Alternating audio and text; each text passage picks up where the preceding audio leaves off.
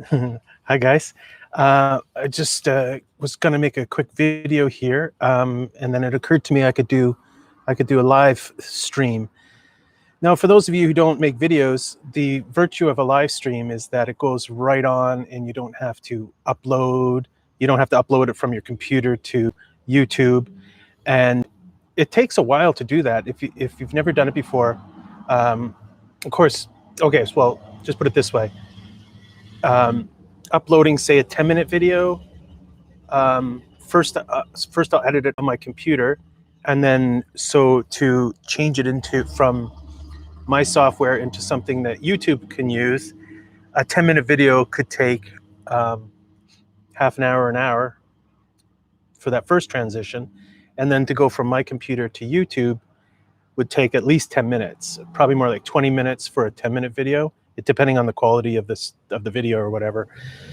On the other hand, YouTube Live, I can't edit it. At least I can't edit it like right now. I could take it back down and then edit it if I needed to. So you're getting live. You're getting live feed with all the bumps and bruises, all the stupid things I say, all the mistakes I make, all the noisy trucks that go by, and all that.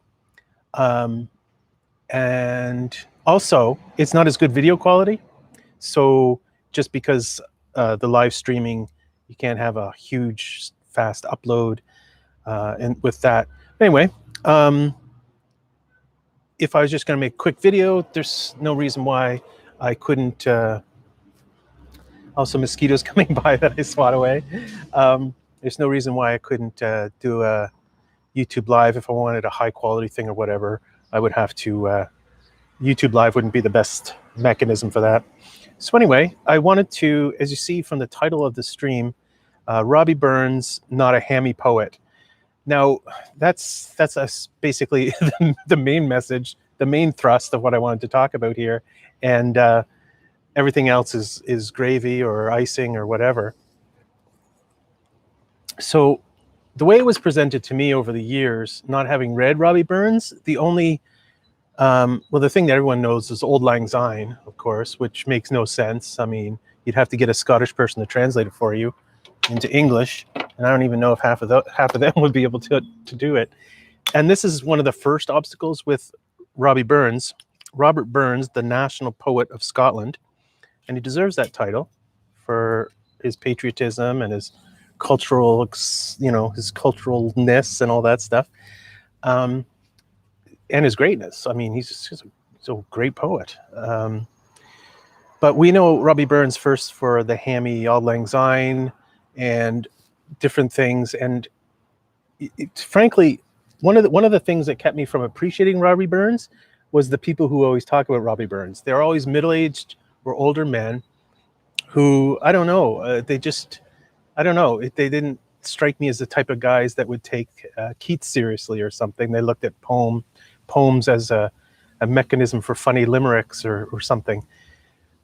You get all that in Burns, but you also get a very profound writer, very skilled, beautiful poet. And I'm going to point out a few of those poems to you. And if you go online and search up like top 10 best poems of Robert Burns, they're not the top 10 best poems. They're kind of more of the silly variety. To a Mouse is good.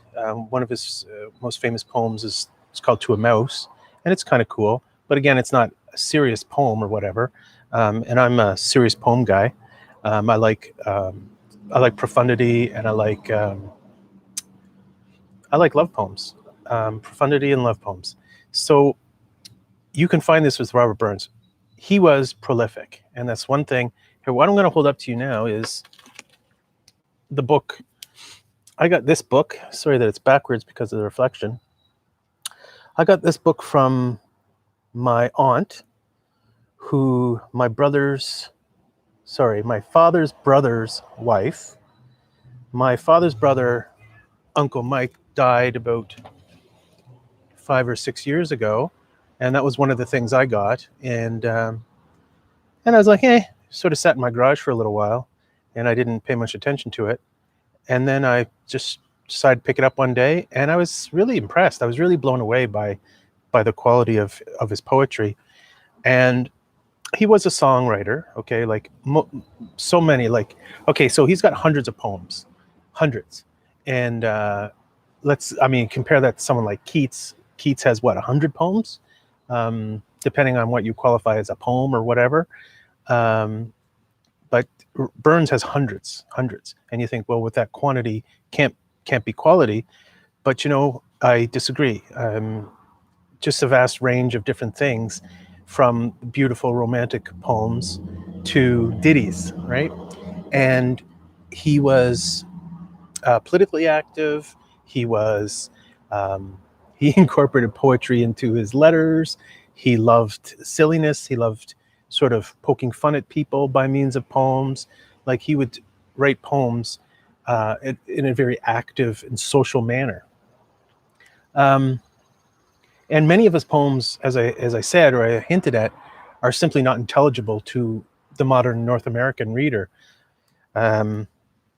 It's easier to understand Chaucer than it is to understand Burns, frankly, it's sometimes. But there's all sorts of variety, and he even would translate some of his poems from one kind of dialect to another. And there's a few instances that I discovered in the book where you have two versions of the same poem, like one's in whatever you want to call it, Scottish Highlander, and the other's in something more like the Queen's English. And the Queen's English is really quite modern English in this case. So Burns was writing about the time of the great romantics, the first generation of romantics like Coleridge and Coleridge and Wordsworth. And well, his career was a bit longer. Obviously, everybody's career is longer than Keats, but let me see here now. So he's born in 59 and died in 96. Ooh, that's a short life. I remember it was short, but I didn't realize it was that short. That guy wrote poems every day of his life then.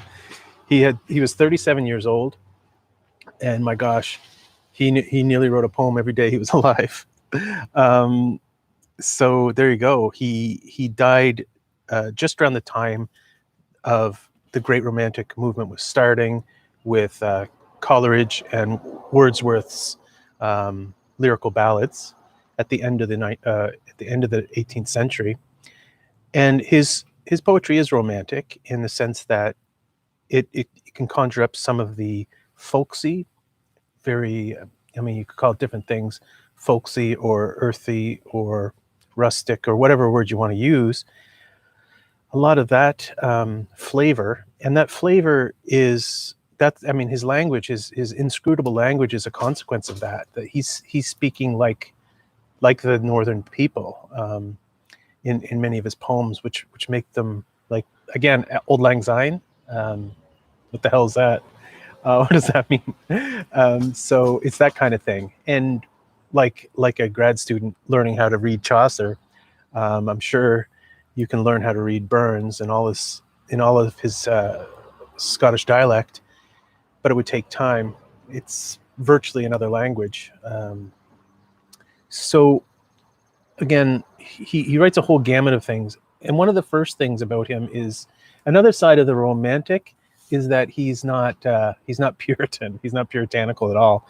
One thing you can say about Wordsworth was, he was an English gentleman in the full sense of the word. Like, he was faithfully married to his wife, loved his wife, and all that stuff. And then you get people like Byron and Shelley, who are not traditional in that sense.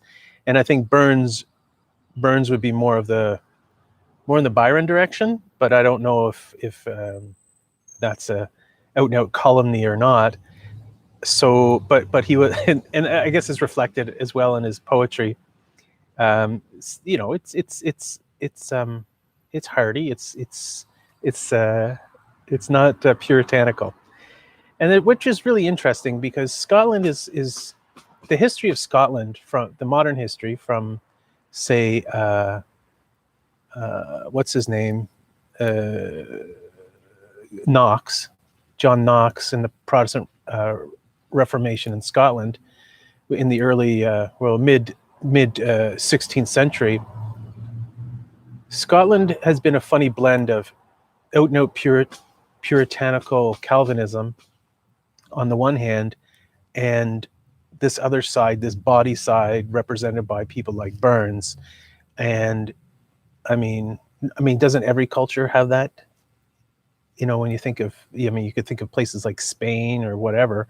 I mean, England has Wordsworth and Byron, Pope, and the later John Donne, versus the early John Donne. But anyway, so half his poetry is illegible to a normal North American. The other half is amazing, beautiful, magical, and a lot of it's songs. And it'll indicate in the corpus of his writings, it'll indicate this poem or this song was written to be sung to this melody. Okay, kind of like the Book of Psalms, right? If you've ever studied the inscriptions in the Book of Psalms, it would often say, the musical setting was indicated in the Book of Psalms. A lot of people don't realize that. And the occasion for the psalm or whatever. So, but again, I appreciate all of it. I appreciate the bodiness, the earthiness. That's beautiful and interesting, all that stuff. And he's a patriot through and through. Now, what kind of patriot was he? Was he a Scottish independence patriot, a Jacobin or whatever? I don't know. I haven't studied his life enough yet to know. But he was a Scot through and through, whatever that meant. He seems, just off the surface, off my preliminary investigation, he's like, Scotland first, yeah, but he didn't seem to hate the Union of the Crowns. I could be wrong, but that's how it strikes me. And that was the sort of the way that of Scotland at the time, is that, and still, no Scot of sound mind could really doubt that the Union of the Crowns was really worked in Scotland's economic favor, especially in the time of Burns, when the Scottish economy was growing because of its attachment to the British Empire, and its intellectual life was astounding. Scotland was, and that's part of the seriousness, maybe the serious side. That Scotland is the home of, Hume and Gibbons and Burns and and Smith and these amazing intellectual figures. For such a small country, it had so much impact in terms of so much cultural impact. And I think part of the reason that there was a facilitation through language and through connection to the British Empire. Okay, so again, I'm not anti-Scottish independence or pro-Scottish independence. It's not my country. I don't get to have an opinion. So maybe I'll just very briefly finally talk about some of the poems, and I will put them on how will I do this? Sorry for touching my microphone there.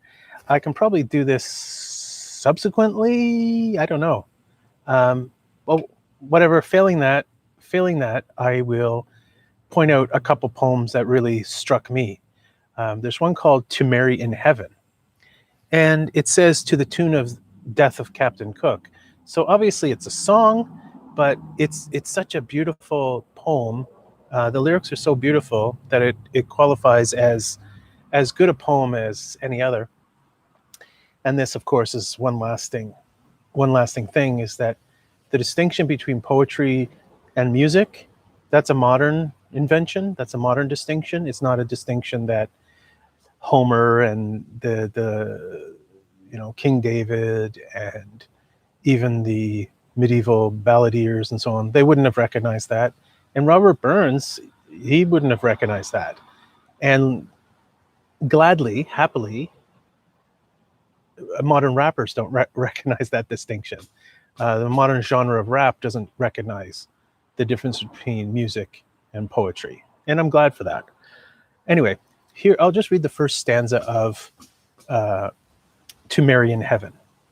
Thou lingering star with lessening ray, that lovest to greet the early morn, again thou usherest in the day, my Mary from my soul was torn, O Mary, dear departed shade. So one thing about Burns is he almost always uses rhyme, and I've said this before, and I'm a Miltonian in this sense. I don't like rhyme generally. I find it destructive. I find it antithetical to the highest goals of poetry, and this is very snobby of me. And it's also kind of, just while I'm saying that poetry can be anything, I'm saying that there's certain things poetry can't be or shouldn't be, or should. I'm shooting poetry here. Rhyme very easily risks not undermining the seriousness, thoughtfulness, complexity, profundity of a thought. And so, but you know what?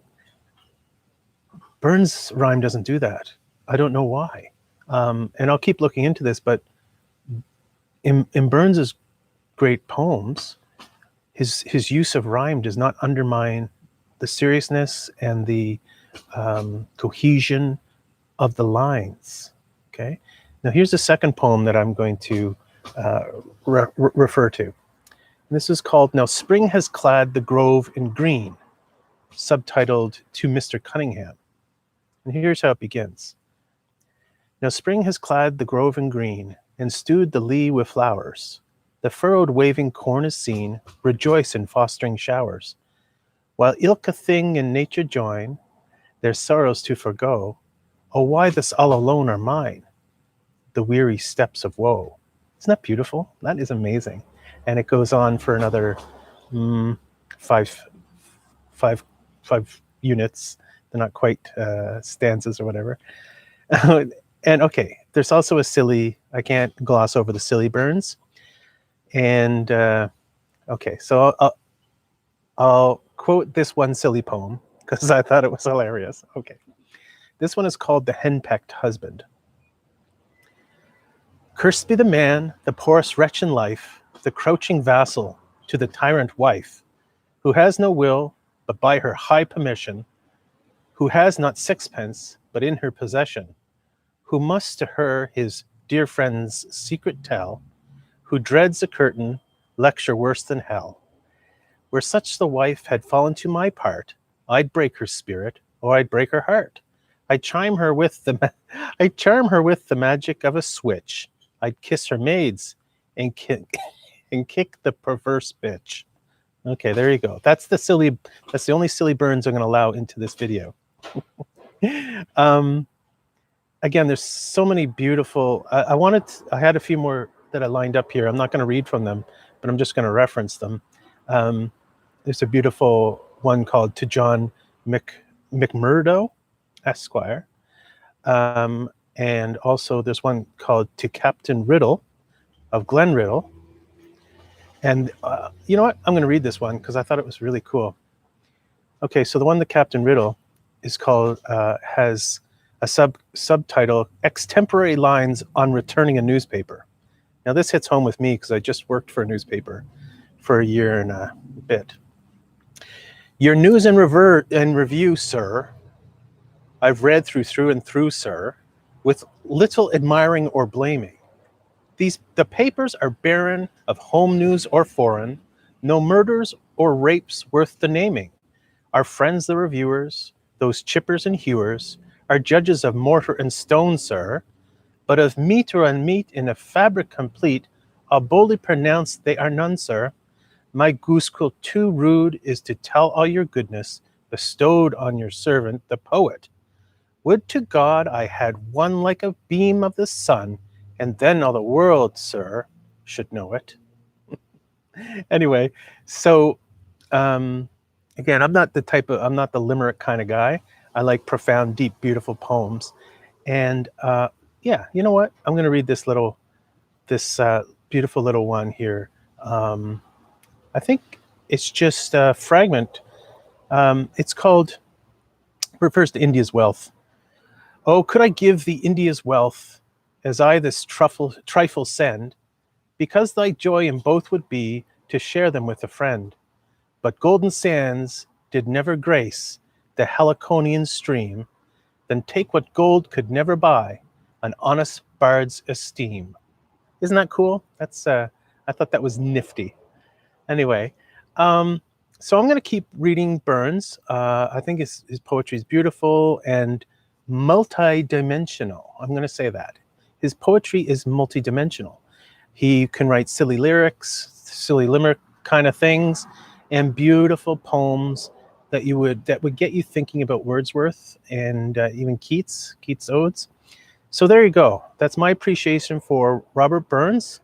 And he's not just for silly drunken Scots. He is for every English reader. Okay, thanks guys so much. Hopefully this sounds good and looks good. Take care.